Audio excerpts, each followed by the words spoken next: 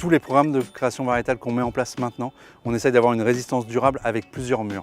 Ça ne veut pas dire que tous ces murs donnent une résistance ad vitam aeternam. C'est une résistance qui sera plus longue que si on n'en avait qu'un.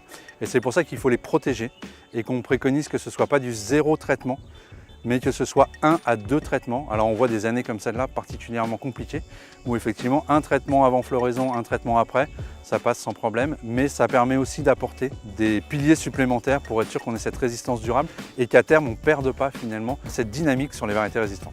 Il va y avoir beaucoup de choses qui vont arriver, beaucoup de nouvelles variétés, donc il y a aussi un message qu'il faut faire passer, c'est qu'il faut faire de l'expérimentation sur place, chez vous, et c'est là où vous arriverez à choisir les variétés qui correspondent à vos besoins et puis soutenir l'ensemble des programmes qu'on a, arriver à travailler au niveau national. Et on voit vraiment cette dynamique qui se met en place où chaque région est venue nous voir en disant nous on aimerait avoir la qualité et la typicité, on aimerait retrouver ça.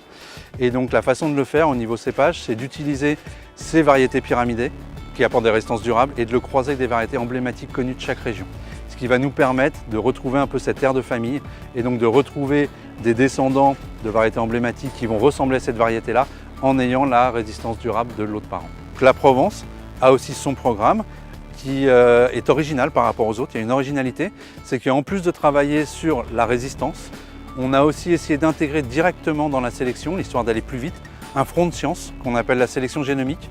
Donc l'idée c'est d'utiliser un grand nombre de marqueurs moléculaires, des modèles statistiques, pour arriver à prédire en plus de la résistance des caractéristiques qui sont directement intéressantes pour la vinification en rosé.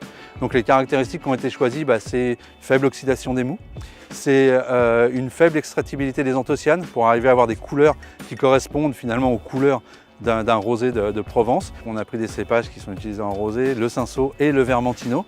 Alors vous allez me dire, le Vermentino il est blanc.